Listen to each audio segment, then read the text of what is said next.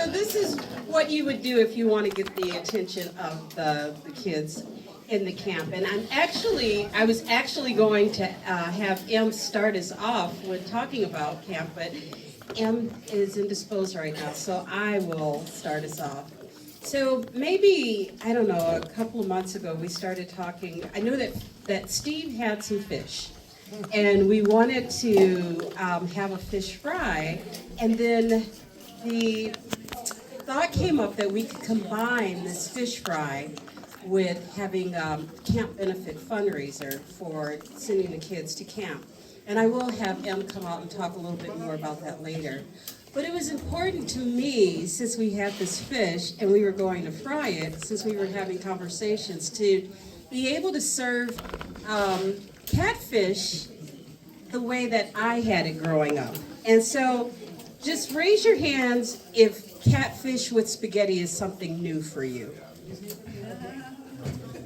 Yeah, yeah.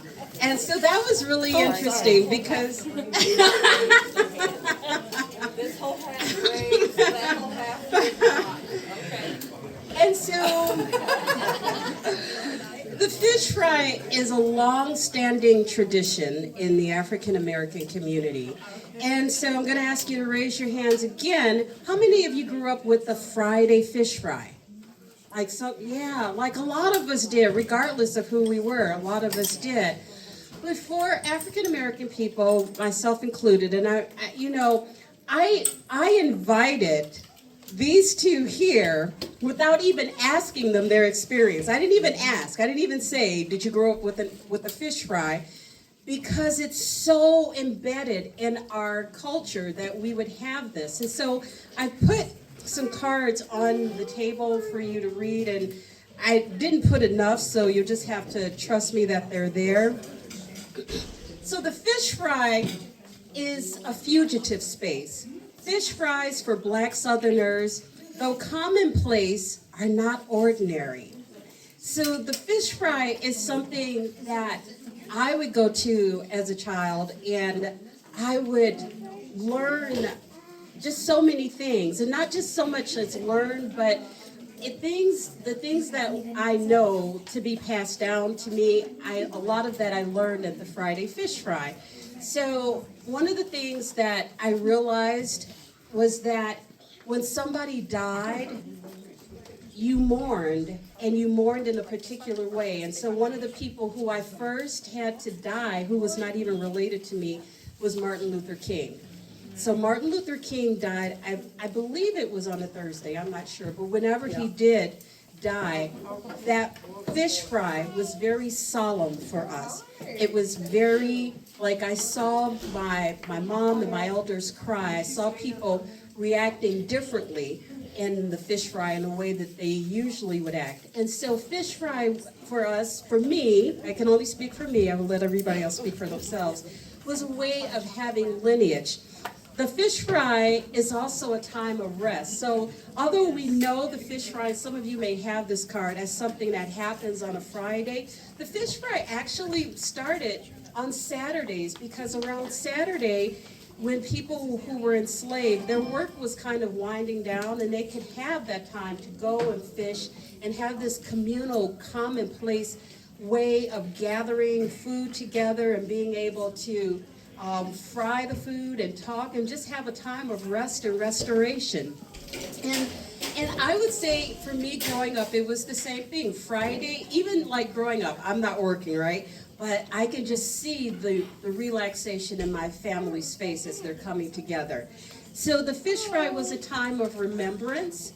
It was a time where you pass down stories. So this is where I learned that the town I grew up in, Robbins, had the first national black airport. It's also where I learned about Uhura. What's Uhura's name? Betsy Colby. What is, from Star Trek? Help me, somebody. Uhura. Nichelle Nichols. Yes. I thought you wanted to start like Right. That she was from Robbins. And so, like, it was a small black town. It was settled around 1917. But my grandfather moved there in the 1920s, and we knew every single person in that town when I was growing up. And so the fish fry was also a place of resistance. This was not so much something I experienced, but it's definitely something that's in our lineage as Black people, that the fish fry or fried food or meals were used to support the boycotts. They were used to support civil rights workers. They were used to support people who were doing hard work in that time, and you had that fund. And so if you walked through here and you saw the tent and you saw the Nowhere, Camp Nowhere, or Project Nowhere, it's in honor of the person who did a lot of cooking to help make sure that people were having funds for themselves. So I've asked people, my friends, to come, people, not people. I've asked Pastor Ebony to come and talk about her experience with the fish fry, and also Alessandra, and also Steve. And I've asked each person for a particular reason. So I have my experience with the fish fry, but that was in Robbins in not too far from Chicago, and that was in the 60s and 70s. So now I'm just going to pass off and ask you to talk a little bit about your experience with the fish fry. All right. So hello everybody. I hope everybody enjoyed the food and everything. Yes. And I'm so glad. They did a wonderful job. And I just thank God for being here and just being asked to just give a little bit about my experience. And it's nothing really spectacular other than it's just when I was little, when I saw my mom in the kitchen cooking, making fish, I just wanted to join her. She was always in a pleasant mood for whatever reason. Didn't know why, didn't know it was custom, didn't know it was tradition, didn't know anything about it. I just know that the music will be blazing and I'll just go in there and we'll be dancing and singing and just having a good time. Of course, my father was in the living room watching sports, and my brother was with them and everything, but the women were in the kitchen. It gave me time to bond with my mom and just ask questions that I never could really ask, when you have men in the house. So it was more of a bonding. But I never really did ask her, what was the point of us eating fish every Friday, but it was just always a joyous time. But I will say this, because we were in the military, so I didn't grow up around my aunts and uncles. So it was just my mom just showing me her custom and her tradition. But then, ironically, we had fish one day at school. And they had fish and fries and fish and macaroni and cheese. And I'm like, where's the spaghetti? My mom makes it with fish and spaghetti. Where's the spaghetti? And they're like, spaghetti? We don't eat fish with spaghetti. I'm like, well, we do. I can't even eat the fish now because I'm just I can't eat fish without spaghetti. It went hand in hand. And so I thought that was kind of funny. Growing up, I'm gonna say around Virginia area up north, they don't eat it that way either. Yeah. So it's like fish and what is this? And I'm like, listen, this is how my family eats it. If you go to my family on my mother's side, I would say everybody eats it this way. And so I also remember me going home for the first time, really, because like I said, I didn't know my aunts, I didn't know my uncles, and they ate it the same way. Onions and hot sauce, and it was so much hot sauce on that fish, you just didn't even know it was fish. I'm like, oh my goodness. But it's when I talked to them, they explained to me, my grandfather for one, he said, look, I had 9 children, and I just didn't have the money. I didn't have the money. And so what we did was we ate what we could afford, and we ate what we caught. And he went out there and he would stay for hours and hours and hours. And I didn't really understand because I don't know the mechanisms of catching fish, So when he said hours and hours, I went out with my mother. She mean hours and hours. I'm telling you, you'll sit out there, and I was so impatient. I didn't understand the value of just catching that fish But my mom was like, this is very therapeutic for me. This is where I go to think. This is where I go to just get away from the world. So that's my rendition, I should say, of my experience with eating fish. I want to thank Ebony for bringing this up because she's touching on some things that the fish fry as financial literacy. So the fish fry is one of those things that the channel catfish was cheap and it was easy to catch. I'm deferring to the. Anybody just But you could get, and even if because it wasn't always catfish, and you're right, like there is a divide in the country. I pulled out a bunch of articles, and one of the articles talked about how all black people don't eat spaghetti with fish fry. Yeah. There's a national divide and a national debate that goes on about that. Yeah. But in the Midwest, it does prevail. It does. And so just looking at like how having these fish fries, its lineage, you had, even though you didn't have your other family going along with you, it was like the McDonald's of food. Everybody, everywhere you went, people had the hot sauce, had the, you had the onions is new. I'm going to be honest, that's new to me. But having it in that way and having it with the music, and that's a part also. But that literacy, that financial literacy, is something that I'm not going to tell you what to say, but I'm just going to pass it off to you. And this is Alessandra, and I didn't introduce anyone, so you all will go back and introduce yourselves. I'm so sorry, I didn't even introduce me. You did. Yes, she did. But my name is Alessandra, native to Carbondale. I think that's how I ended up on this panel.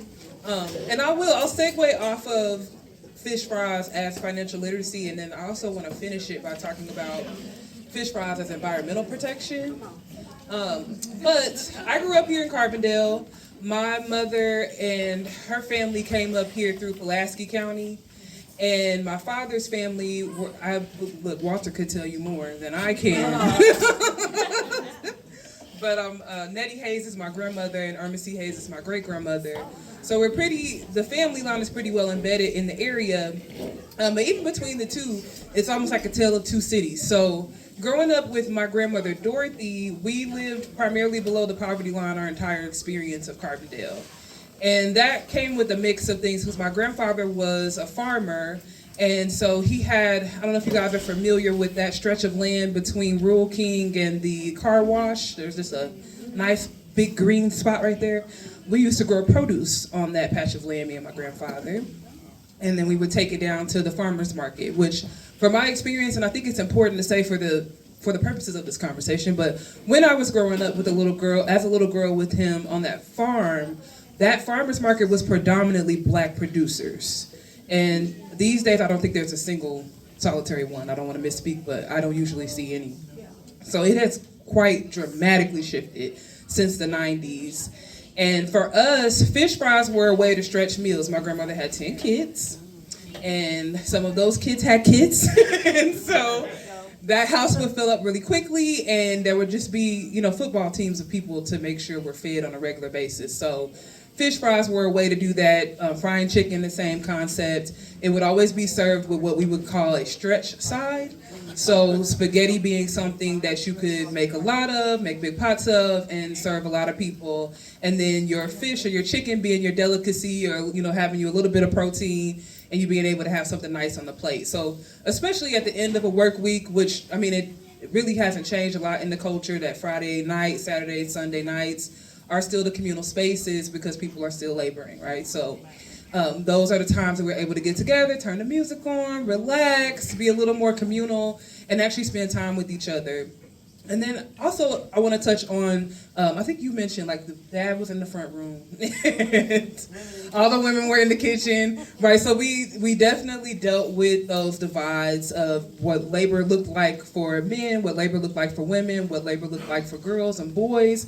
My grandfather he had a science about who did what, when, where, why, who picked up the trash, who skinned the fish, X, Y, and Z. And A lot of it, I mean, in my mind now, having gone through high school and some college, I could say that there's a lot of misogyny in that, and there's a lot of feminism that came forward to bring a little balance there.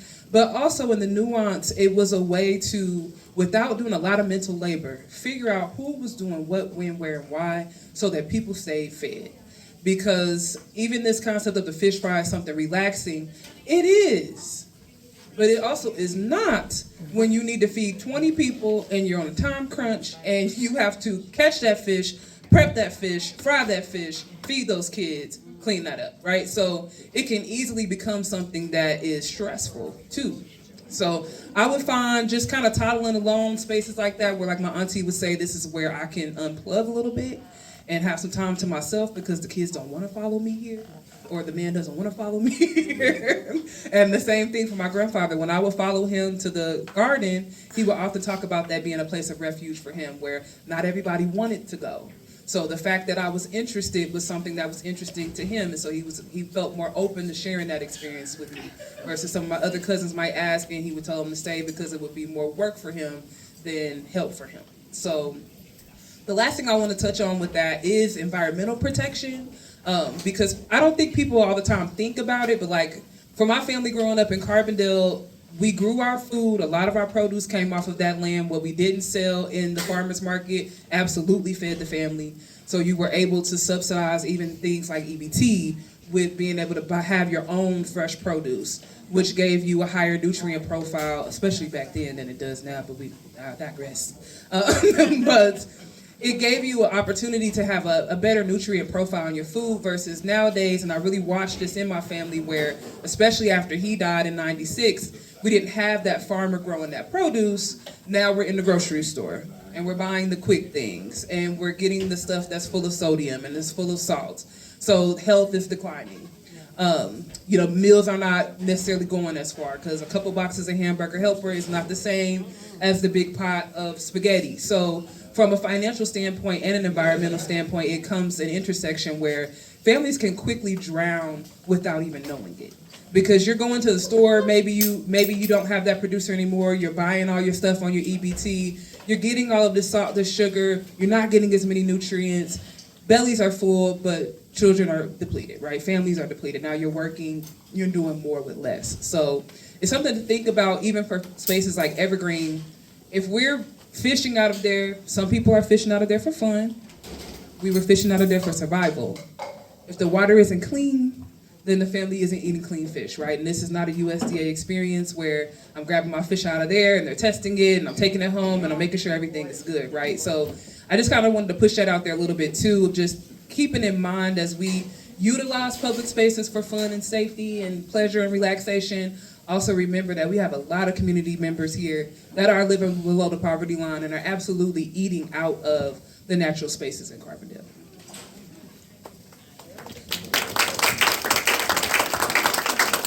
So thank you so much, because one of the other things that I wanted to point out is that the fish fry is research. When you sit around your table and you talk about different things, just now we all sat around a communal table, and how many of you learned so many things from just the three of us talking? So, right? Yeah, right.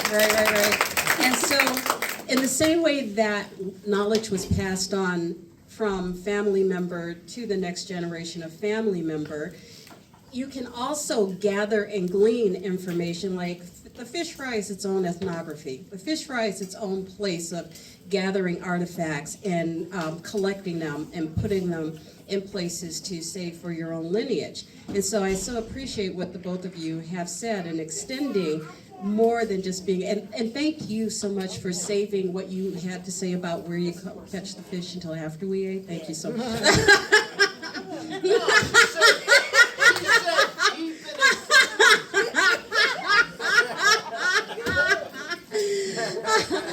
And so now, like if we were looking at Sesame Street, you would be like, one of these things is not like the other.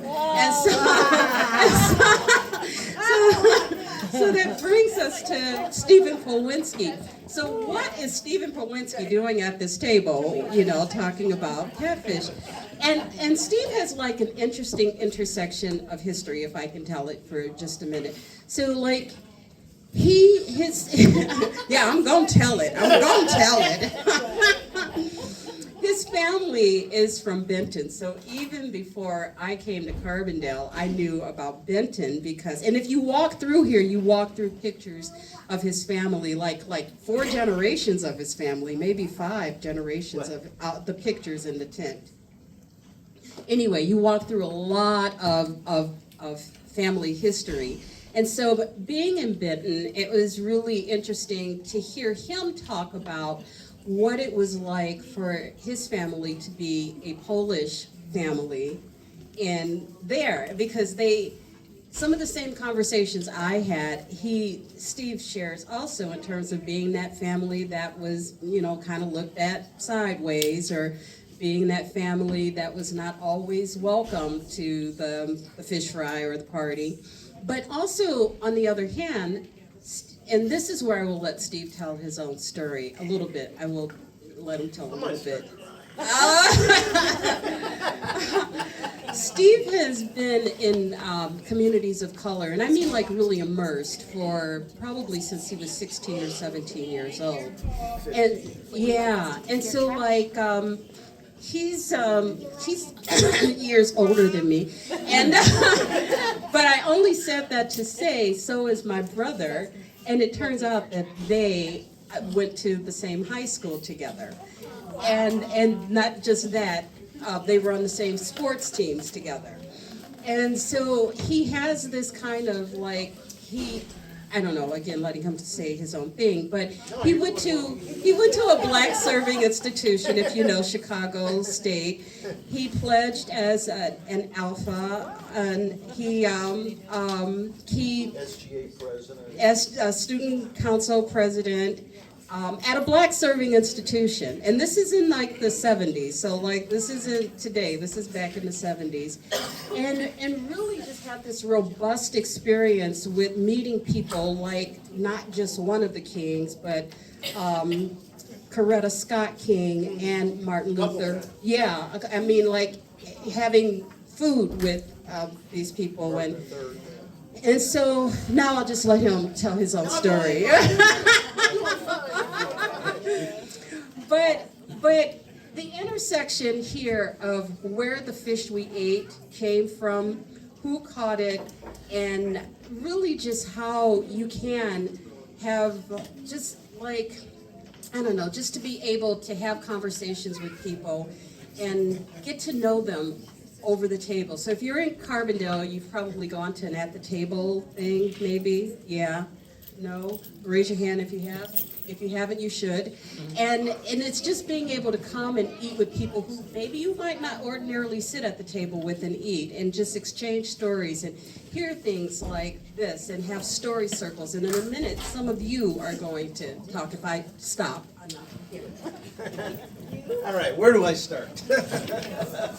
No, but it's all going back to the fish fry. So that's nothing new to me, and it began before I began to get immersed in communities of color. It started out as a little guy. Now, Chloe mentioned my parents are originally from Benton, and of course my grandparents made their way to this area for different reasons after they passed through Chicago and Detroit and so forth. My paternal grandfather actually was a pro wrestler for about 3.5 years right before he left to go back to the coal mines.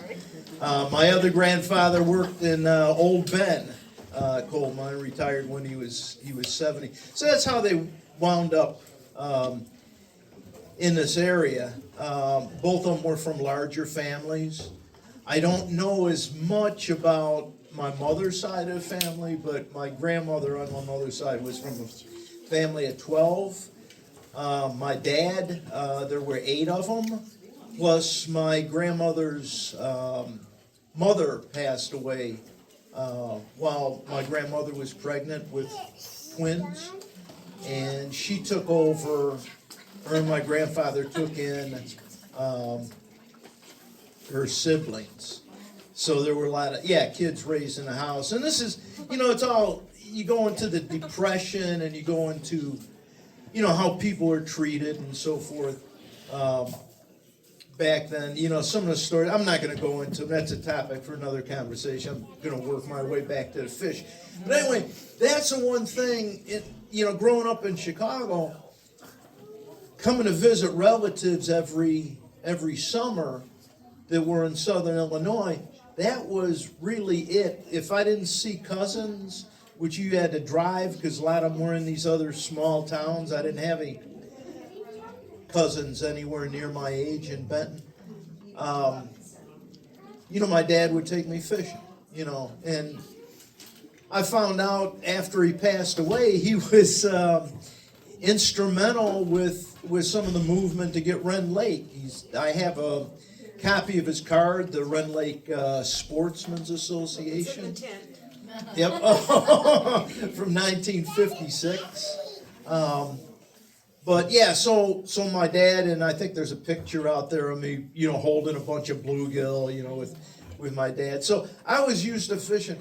My some of my family, because this would happen with a lot of European immigrants from Eastern and Middle Europe, they often intermarried with other groups that came in about the same time. So I had a lot of intermarriage among my dad and mom's people with Italians. My mom was actually sent when she was 14 to live in Chicago with an aunt and uncle in the Roseland community who owned a tavern, helped with their son, and they had fish fries. So at the end of the block was St. Anthony's Church, which is the largest Italian-American church, probably isn't anymore, in the Chicago area. And my aunt in her tavern would have fish fries every Saturday. Now, I don't remember having catfish because perch was big.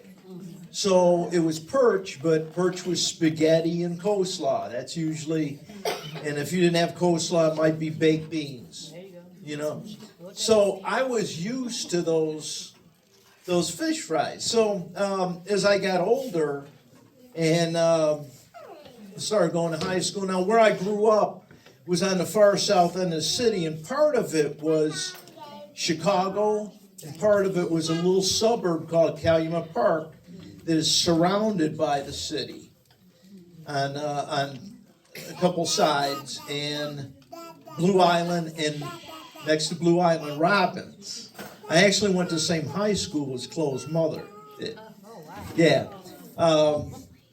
And I've known her brother for like 48 years now. I've got pictures, I couldn't find them at the time, where he's sitting next to me in group photos and so forth, which is weird to find out years later, But anyway, getting back to the whole, experience. And then, as I transferred, I was an athlete. I transferred back to Chicago State from a private school. I was a first-time college student, so I didn't know what I was doing. I just didn't want to go to Vietnam, at the time. So, so I went, I didn't make the most logical choice going to my first school. And then I transferred to Chicago State, and then I was introduced to African-American fish fries, And then, things, moved on, and, and my son and daughter have been part of it. And then I wound up working at the school for the last 20 years. I retired 5 years ago, so in 98.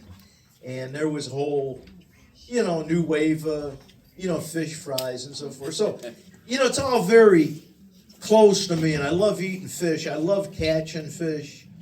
Did I miss anything? I will ask you to say, to just talk about, in thinking about the lineage you have, if you go outside, you'll see a picture of Steve and his son. And Steve's son is black-white biracial.